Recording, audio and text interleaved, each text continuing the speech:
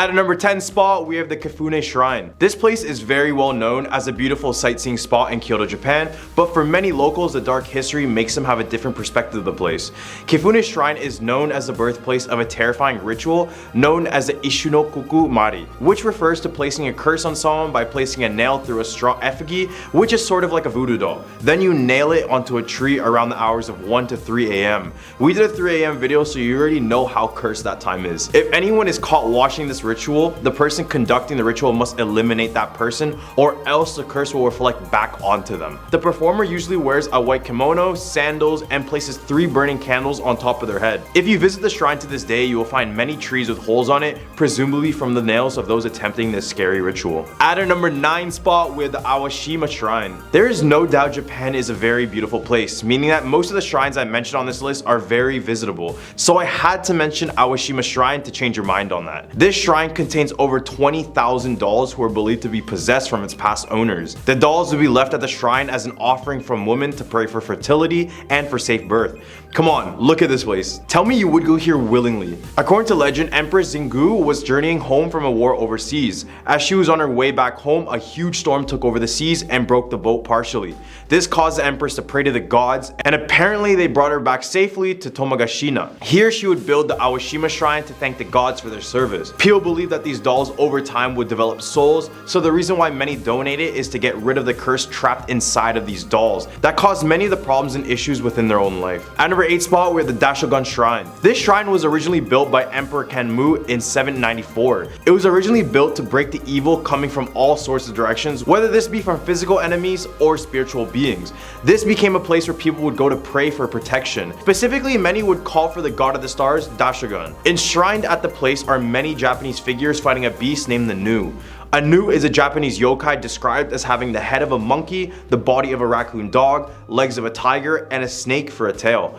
Pretty terrifying, right? Because these creatures can also transform into a black cloud and fly all over the place. Back in the early years of its construction, it said that the current emperor sent out these powerful warriors to kill it and make the place peaceful at last. Except many believe the Nu is still out there near the shrine, with reports of seeing the creature in the forest surrounding the area. At our number 7 spot, with the Menenji Temple. Menenji Temple is located in Iwamizawa, Japan, and it was originally built in dedication to the Jodo sect of Buddhism. Despite its spiritual beginnings, the temple is now known for the cursed doll that lives within it. The story starts in 1918 Japan. Older brother Eikichi Suzuki bought a doll for his 2-year-old sister Okiku. The doll had a black bob cut and a traditional kimono on it. His sister loved the doll so much that she would even name it after her own name. These two would become so attached together like no other. But in the following year, Okiku became gravely ill and ended up passing away.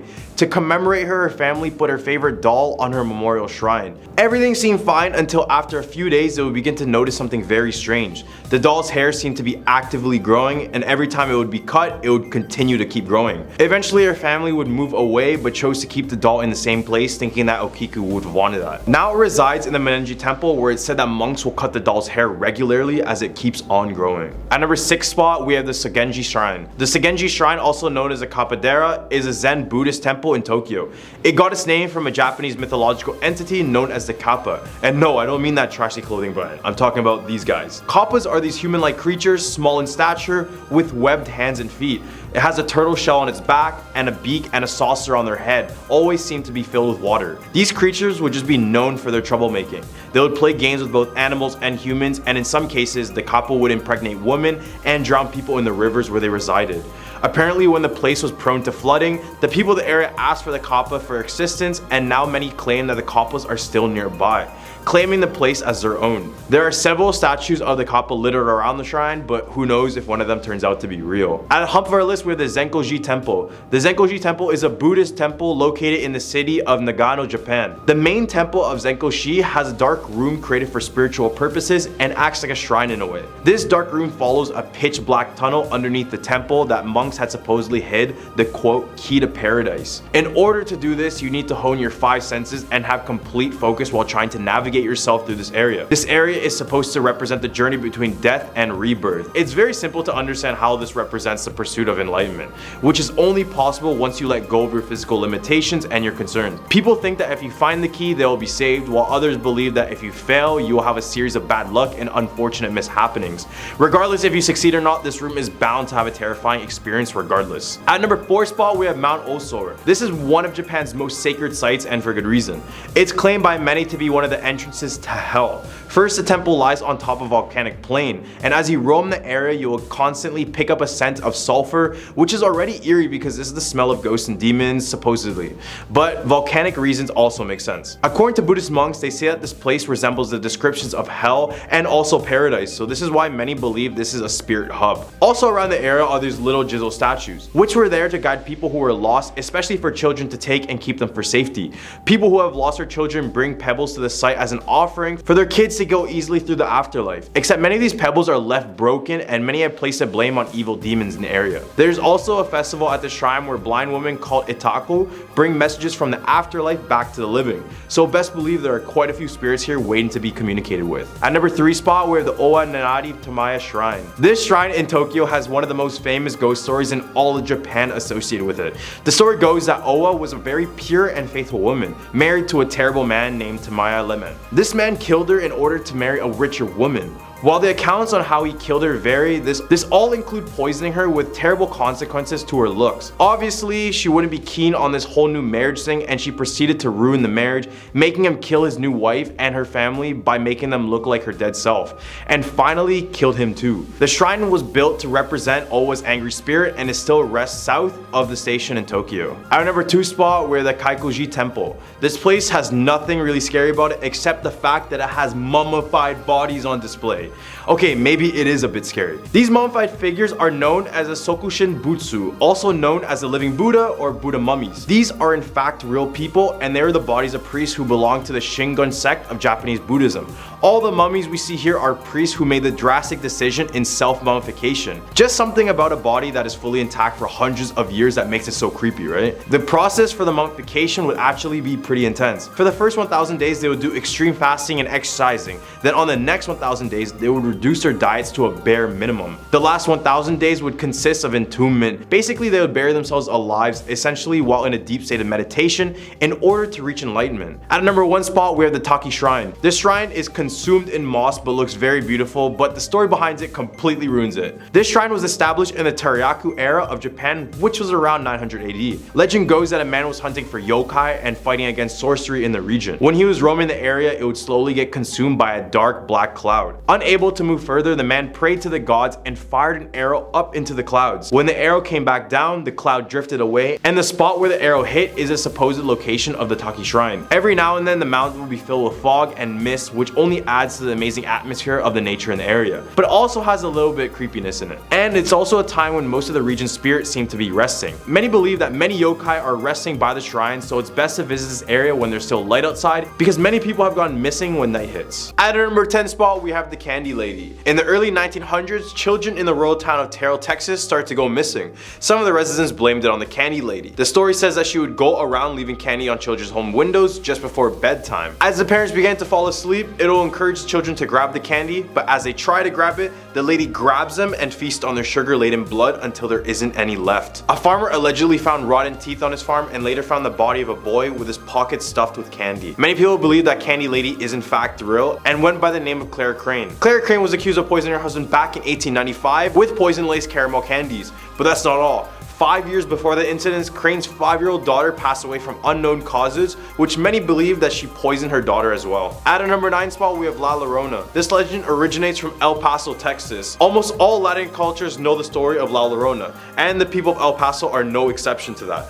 La Llorona directly translates to the weeping woman, which perfectly describes the behavior of this malevolent spirit. She is said to haunt the riverbanks of the Rio Grande, where she is searching for her 2 children whom she had already drowned in that very river. Now there are many iterations of the story, but I'll just mention the most popular one. The legend goes that a lady found her boyfriend with another woman. After a heated argument between the two, the woman was heartbroken and wanted to get revenge, so she took the children and proceeded to drown them in the Rio Grande River in Texas. It's also said that when she was done throwing her children into the river, she went back to her lover's home with a bloody wedding gown, showing her she would do whatever it took to be with him. It's said to be the reason why many children disappear in that very area, and she supposedly takes other children to fill the void she lost. So if you're in the area, beware of a woman weeping in a wedding gown who is sitting by the Rio Grande. At a number 8 spot, El Cucuy. This creature is known as South Texas' official boogeyman. There are many versions of El Cucuy since it already originates in Mexico as well. It's said that this monster kidnaps children who misbehave and takes them back to the mountain where he lives to devour them. He appears as a hairless creature with an enormous head that dwarfs his spider-like body. He also has these large red glowing eyes, red ears to hear everything, and razor sharp fangs and claws to accompany that. The origin of El Cucuy goes that a man was suffering with tuberculosis. Desperate to cure himself, he fetched an African witch doctor. The doctor told him to drink a child's blood, but as he did, he started to turn into the monster described.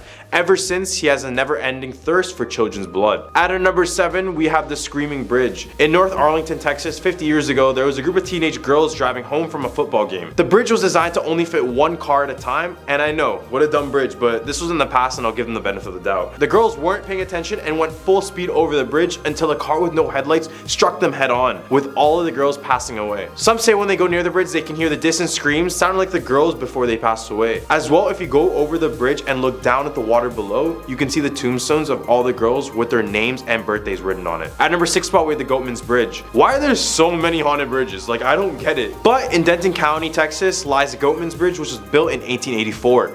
This bridge is supposedly haunted by the ghost of the Goat Man. The story goes that a black goat farmer named Oscar Washburn was renowned for quality meat, milk, and cheeses, and then he moved with his family just north of the bridge.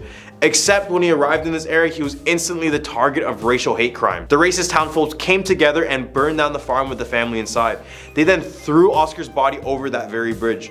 Now he appears as a half goat, half man humanoid that reeks of decaying flesh. If you knock on the bridge 3 times, it said that you can summon the Goat Man, but now others use this area for rituals and other supernatural activities. Right in the hump of our list, we have the Lady of White Rock Lake. The lake is located in Dallas, Texas, and many visitors claim that they spot a drenched young woman who appears crawling out of the water or asking to fetch a ride. When many people offer her this ride, she disappears out of thin air and leaves a bloody wet seat mark and a terrified driver. Even though many of the drivers were scared to their core, some decide to go to the address given to them by the girl. When they arrive at the door, they're all met by the same man who tells them that his daughter had gone sailing and never came back. Many people believe the story is inspired by the 1953 book Neiman Marcus, Texas, the story of the Proud Dallas Store, and according to the book, Malloy and his wife are driving home late one night in East Dallas when a young, beautiful blonde girl ghost appears on the road. Her elegant dresses is naturally wet and she seems to be in trouble. She gives them an address on Gaston Avenue and asks them to be taken home, but as they drive, she disappears, leaving only a mark. At our number 4 spot, we have the Lake Worth Monster. You just learned about the Goatman, right? Well, this is basically the Goatman, but of the lake. This monster terrorized the people of the town for years, with many describing the creature as being 7 feet tall, around 300 pounds, long-necked, flop-eared, pot-bellied, covered in white scales and hair.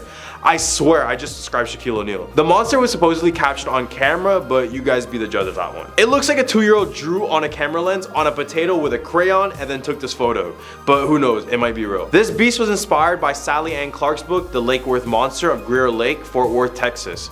In the book, the monster jumped on the hood of someone's car and shook up the car so badly that they got caught in a bad accident. The people described it being a 7 feet tall being covered in scales and fur and resembled a half goat and half man.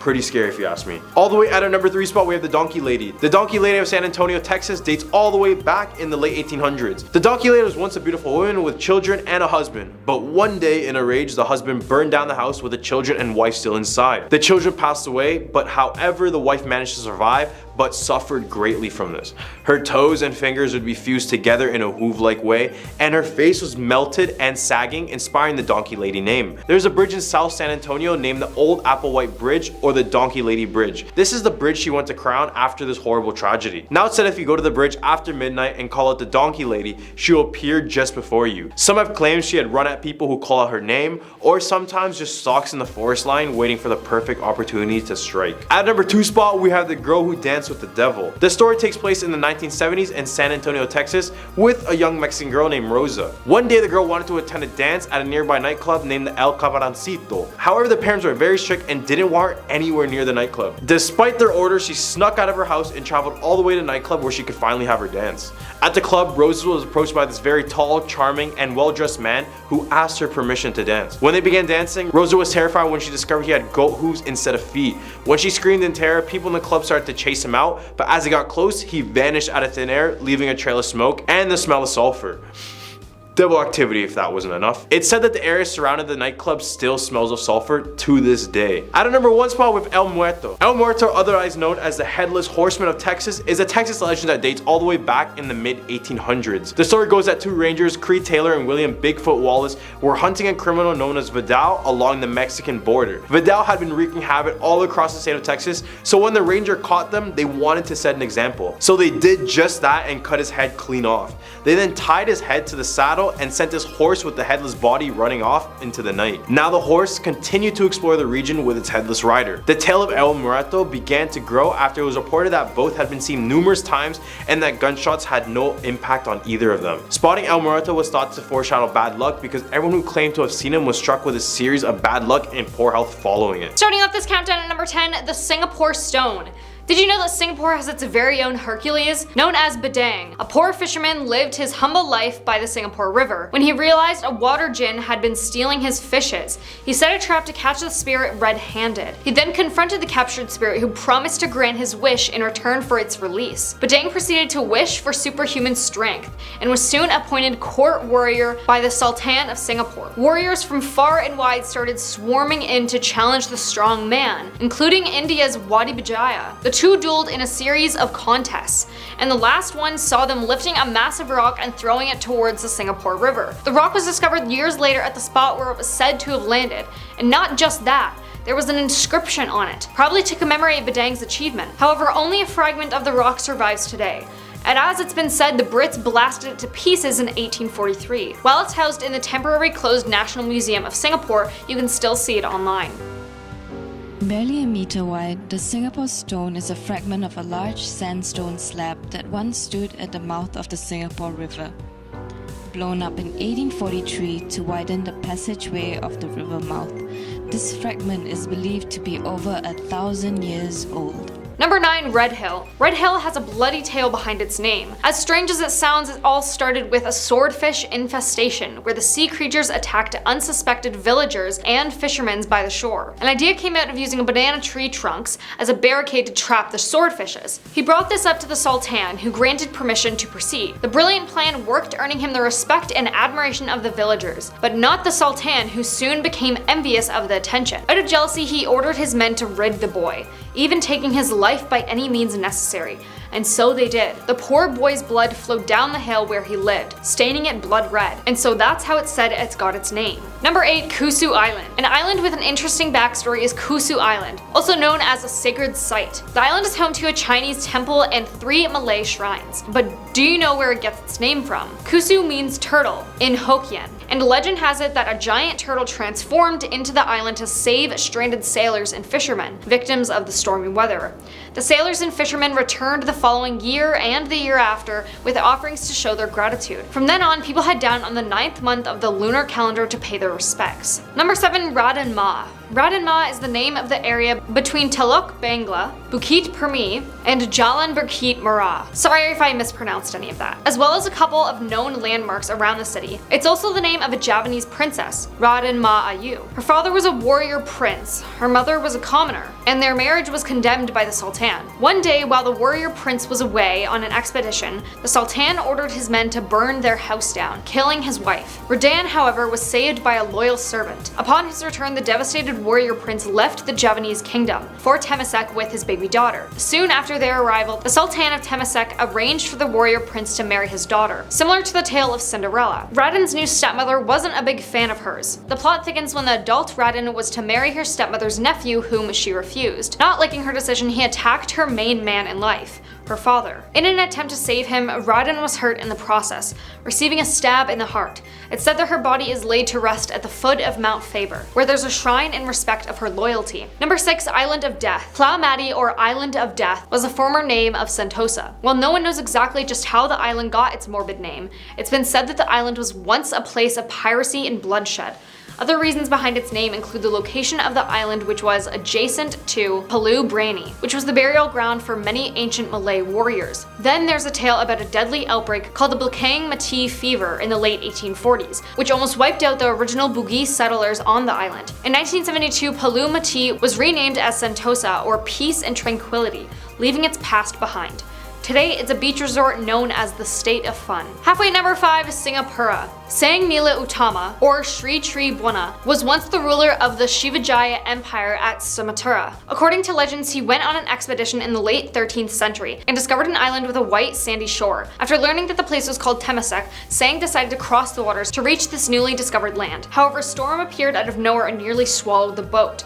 In a desperate attempt, Sang threw his crown into the turbulent waters. The weather and the sea immediately became calm, and the crew reached Teluk Blangah safely. As they landed, a strange beast was spotted from afar. Upon hearing that it was a lion, Sang was overjoyed and decided to name the island Sigapura, or Lion City. The discovery was said to have happened in and around AD 1297, and Sang went on to rule for 48 years before his passing. His palace and burial ground was located on top of Bukit Larangang, or Forbidden Hill. Number 4. Sisters Islands. Lying south of Sentosa, Sisters Islands refer to Palu Sabar Darta and Palu Sabar Lut. Many years ago, there was a pair of sisters, Mina and Lena, living by the southern coast of Singapore. Being very attached to each other, the sisters vowed to marry 2 brothers so that they could live together always. However, one night, Lena ran into a group of pirates by the sea. Stunned by her beauty, the pirate chief was determined to marry Lena. When the dawn broke, the pirates came and abducted Lena to their ships. Weeping over the loss of her dear sister, Mina came swimming after the boats. The stormy waters were merciless, and she was doomed eventually. In a desperate attempt, Lena broke free and dived into the sea. The next day, a pair of islands appeared where the sisters had drowned. They were named Sisters Islands by the villagers in memory of the 2 girls. And legend has it that the next day, after the storm had subsided,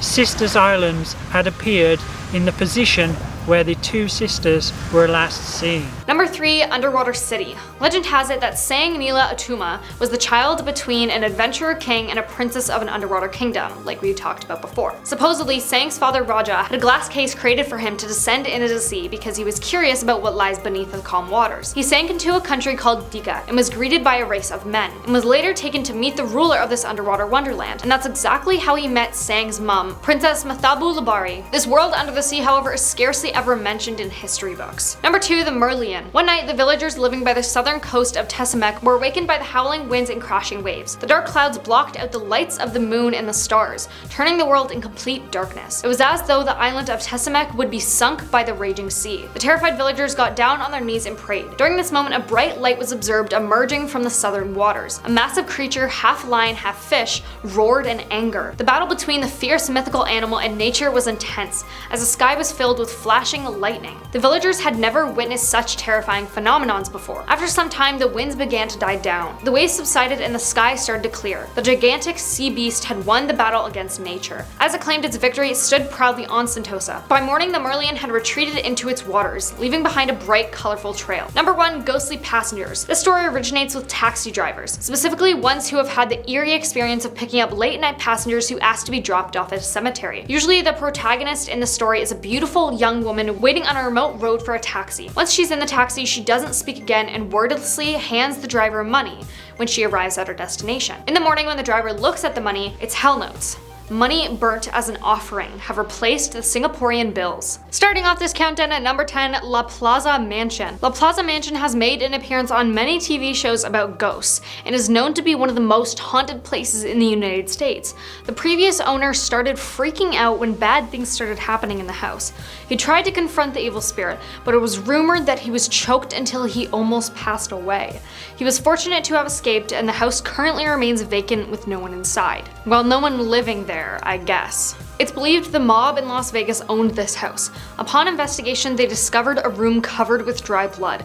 It's speculated that the mob used this room to perform executions. While no one has dared to live in the house after that one man, No one has also ever dared to tear it down out of fear. Now at number 9, the Sphinx. A geographic phenomenon serves as the source for an urban legend that continues to intrigue and mystify people to this day. If you traveled through Nevada, you've probably noticed how Nevada's rivers empty into small lakes that don't have any visible outlets. These lakes are called sinks, referring to the way that the water simply sinks away. An urban legend says that the sinking water is to God, who, after creating the Mississippi and Missouri rivers, decided to make a third river in Nevada that was bigger than the others. God spent time creating 8 smaller rivers that would forge together to make one big river, but he ran out of time and decided to finish the work later.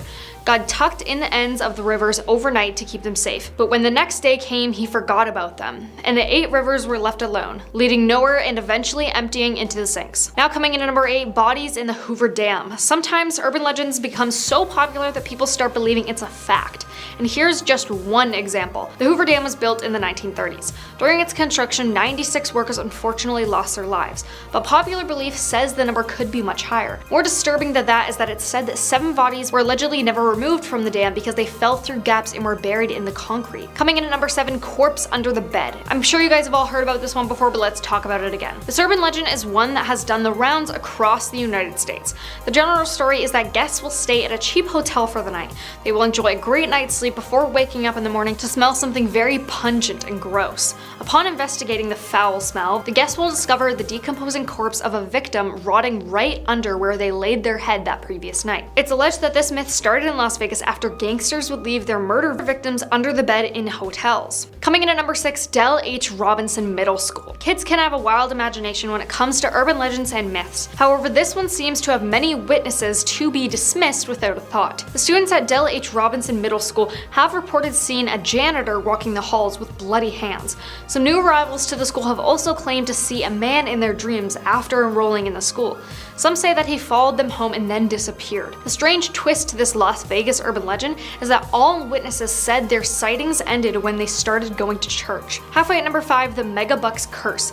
In March 2000, Cynthia J. Brennan won the life-changing Megabucks jackpot at the Desert Inn. It was a total of $34.9 million. However, tragically, Cynthia was then involved in a horrific car accident just days after the winning. The accident left her quadriplegic and ignited rumors that the Megabucks prize was cursed. The flames of this legend were fanned even more in 2003, when it claimed that an anonymous winner of the $39.7 million Megabucks jackpot at the Excalibur Hotel unfortunately passed away after a drug overdose. Even though no official confirmation has come from winners losing their lives after winning the Megabucks jackpot, many still believe in the Megabucks curse. Previous winners have allegedly passed away in plane crashes, passed in Los Angeles gang fights, and suffered heart attacks. Now at number 4, ghost at Goldfield Hotel. There are several urban legends associated with Goldfield Hotel. The most famous urban legend is the story of Elizabeth. As legend has it, Elizabeth, who was an intimate street worker, and George Wingfield, who was a past owner, had gotten her pregnant. Because George was afraid of the publicity destroying his reputation, he chained Elizabeth to the radiator in room number 109. Supposedly, after Elizabeth gave birth, Wingfield threw the baby down an abandoned mine shaft in the basement of the hotel, and either allowed Elizabeth to pass away on her own or had someone take her life. Now at number 3, Black Market. This classic urban legend ticks all the boxes on the list for horrifying. This urban legend goes like this. One night out, some tourists met some locals in a bar and eventually have their drinks spiked, and they then wake up in a nightmare situation. If you've watched Hostel, then you'll have a rough idea of how this one goes. In 1991, one specific rumor started doing the rounds that an individual was spiking the drinks of unsuspecting drinkers on nights out in Las Vegas and stealing their kidneys to sell them for money. Victims would be sharing drinks with a charismatic stranger one minute, and the next minute they would be waking up in a hotel bathtub covered with ice and stitches on their lower back. The predator would leave a simple note stating call 911 or you'll die. Now coming in at number 2, the ghosts of the MGM Grand Fire. On the 21st of November 1980, the MGM Grand Hotel and Casino was the scene for one of the most devastating tragedies in the history of the city. A blazing fire ripped through the resort, claiming the lives of 85 people. At the time of the fire, hotels in Las Vegas were not required to have sprinkler systems installed, so this hotel didn't have one. It was said that faulty wiring is what caused the fire, and it could not be stopped in time to save the lives of those that were eventually lost. Bally's Las Vegas now stands on the site of the old hotel, and it is rumored that the ghosts of those that passed on that fateful night roam the halls of the new hotel, haunting people because no one was able to save them. Officials later estimated the fire traveled across the casino, the length of a football field, in less than 20 seconds. Had it been later in the day, the area likely would have been jammed with gamblers. At this point, smoke rising from the MGM could be seen for miles around, and firefighters were rushing toward the MGM from all over the Las Vegas area. Now coming in at number 1, Area 51. When you hear about urban legends associated with Las Vegas, Area 51 is usually at the top of the list. Officially called the Nevada Test and Training Range, this high-security open training range for the US Air Force in the Nevada desert has been the subject of controversy and conversation over the years. One widely held conspiracy involves Area 51 and UFOs. Some stories connected with the site suggest that the remains from a flying saucer that supposedly crashed near Roswell, New Mexico in 1947 was then transported to Area 51 for further examination. Granted, the Air Force began to investigate claims of UFO sightings in 1952, an effort that later became known as Project Blue Book. When Project Blue Book ended in 1996, the Air Force had investigated more than 12,000 UFO claims. Dr. Jeffrey T. Richardson, a former senior fellow at the George Washington University National Security Archive, did a lot of research into Area 51 during his lifetime. He reported that the CIA's Lockheed U-2 plane reconnaissance program, spy planes used to gather intelligence, was connected with Area 51. Jeffrey filed a Freedom of Information Act in 2005 to seek information about this program. In 2013, Richardson told the New York Times that after examining declassified CIA documents about activity in Area 51, quote, "The only overlap is the discussion of the U-2 flights and UFO sightings. The fact that you had these high-flying aircrafts in the air being the cause of some of the sightings." So what do you think really goes on at Area 51? Starting off this countdown at number 10, Spooner Road. Spooner Road is haunted by disturbances, weird unexplained sounds, and sightings in the flats, darting shadows, and the list goes on. The story behind it is that the HDB blocks at Spooner Road are some of the oldest in Singapore. The few blocks were built in the mid-1970s and were formerly used as the quarters to house personnel of the staff and families who worked at the nearby Tanjong Pagar railway station. The flats were left empty for years when operations closed at the railway station, but are currently used as rental apartments for low-income residents. There have been many stories from residents and explorers about the eerie things they experienced at Spooner Road. Here's even a video of someone who lives there sharing their creepy experience. The first time I saw was right here when I was sitting down watching a game. And it was standing right here behind me. So when I turned and I looked at it, I thought I would have died that day or that night. It was just this black, tall figure right about here. The eyes was red, and I remember looking back in front and turning back again. It was not there. That kind of sounds like he's describing a demon. Yeah, I personally would not want to come across this place while visiting Singapore. Number 9, Nee Soon Rubber Estate. This estate is said to be haunted by Pontianics. Pontianics are said to be women who have passed away during childbirth, and are also known as vampiric ghosts. At this estate, people say they wait on residents' balconies or doorsteps, calling out to those fishing at the canal or staring at people crossing through Sembawang Park. The story behind it is that Sembawang is where the Nee Soon Rubber Estate used to sit. That's a whole field of rubber trees, which are known to be favored residents of these restless female vampire ghosts. They really love those trees. Their spirits apparently still remain even though the estate has since been cleared to make way for flats and industrial buildings. In order to come across this place, your best bet is to take a night walk in Sembawang Park. But that's if you dare to even look for this place. Now at number 8, Kubur Kasim Cemetery. Leave aside the typical haunted houses in Singapore because you need to take a look at this chilling cemetery. It was founded on Sing Lap Road back in the 1920s and has tombs dedicated to supernatural-esque humans, as per Malay legends and folktales. They are reportedly perceived as supernatural beings that preferred being buried at this location for a specific reason, i.e. their religious guide was also buried at this location. People believe that the cemetery is home to, guess what, a Pontianak. Remember that thing we talked about in the last point? I guess these are just all over Singapore.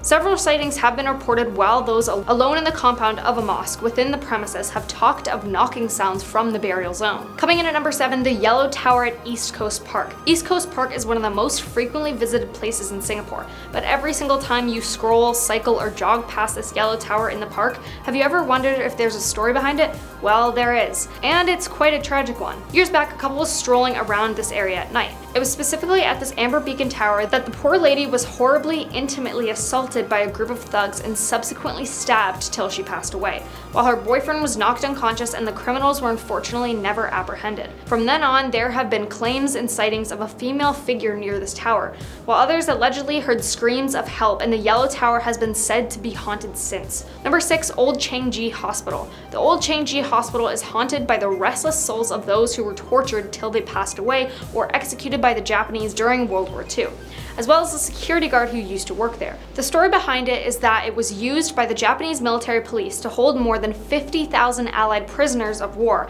and as a torture chamber during the Japanese occupation. It was then vacated in 1997. 4 decades after it was first built. The abandoned building still stands and occasional ghost tours are held there, which has added to its reputation of being one of the spookiest places in Singapore. But if you really want to go here, be careful to not get caught for trespassing. However, you can still observe from afar or from a hotel which used to be a part of the hospital. Personally though, I'd rather stay far, far away from that hotel and the hospital. Halfway at number 5, Old Tampines Road. Old Tampines Road is said to be haunted by, drumroll please, Pontianacs, which yes, makes it the 3rd one on this list. Honestly, Singapore, like, are you guys cursed or something, having like Pontianacs like everywhere? The vengeful spirits of women who have passed during their pregnancy or childbirth that continue to linger in the area. While there is no official recorded history, as with most ghost stories, many riders and cyclists have said to feel extra weight when passing through the long and quiet stretch at night. On top of that, there is always a sweet floral scent lingering in the air during these incidences, which is said to be associated with these angry ghosts. The road has been upgraded and a lot of the spooky trees have been cut down, but you can cruise through at 3 AM if you really want to risk that. Number 4, the Devil's Bend at Old Upper Thompson Road. The creepy road is said to be haunted by the spirits of drivers who unfortunately passed away while trying to navigate this tricky road bend. The story behind it is that part of the race route of the original Singapore Grand Prix, which was held from 1961 to 1974, until it was discontinued due to its high fatality rate. The poorly lit stretch is still a favorite haunt for illegal street racers and thrill seekers. The most recent accident claimed the lives of 2 passengers when the car they were traveling in plunged into a ditch in 2008. Now, it's not really hard to get here because it's just a road, so you're more than welcome to drive here, but be alert and be careful. Or just don't go at all, because what if it is actually haunted and it's the ghosts who push your car off the road? Number 3, National Museum of Singapore. Built in the year 1882 and a major landmark on its own, the National Museum of Singapore is reportedly haunted by Carl Alexander Gibson Hill, an ex-director who took his life here several years earlier. The museum staff members and visitors have both come across the former director's spirit on the premises as per reports. There is a fabulously designed spiral Victorian staircase at the corner of the main room, with 2 massive windows beside it. This is a famous place for such sightings and has been sealed off from general visitors. Many people, however, have reported seeing a figure resembling a priest, while some say that something invisible tripped them and prevented them from accessing the staircase. Number 2, Matilda House. There were rumors that there was a lady with long hair in these trees in the surrounding area and that some workers actually passed away while working at Matilda House. However, some people say they don't know exactly if it's haunted or not, and if it is, by who. Some things are just always supposed to remain a mystery, I guess. The story behind it is that Matilda House was built in 1902 by Irish lawyer Alexander Cashin for his wife, and was named after his mother. The house stayed in the Cashin family for a while until it was left abandoned before the government got their hands on it. Legend has it that the house refused to be demolished, with stories saying unexplained forces would always get in the way of tearing down the house, or any major renovations. In the end, Matilda House was incorporated as the clubhouse of a private condominium in Punjol. Now coming in at number 1, Haw Par Villa. Even without the ghost stories, Haw Par Villa, with its graphic presentation of the 10 courts of hell, is quite freaky. It's currently a tourist hotspot that depicts various aspects of Chinese mythology. There have been rumors that Haw Par Villa is where one of the gates of hell is. If this isn't scary enough, other people have said that the statues are actually deceased humans covered with wax. Whether you believe those stories or not, security guards have been heard to have spoken about how the place comes alive at night, and have also mentioned hearing screams coming from the 10 courts of hell area. The fact that not many people visit this attraction gives it a very eerie and creepy vibe in the evening. Talk about Night of the Museum, am I right?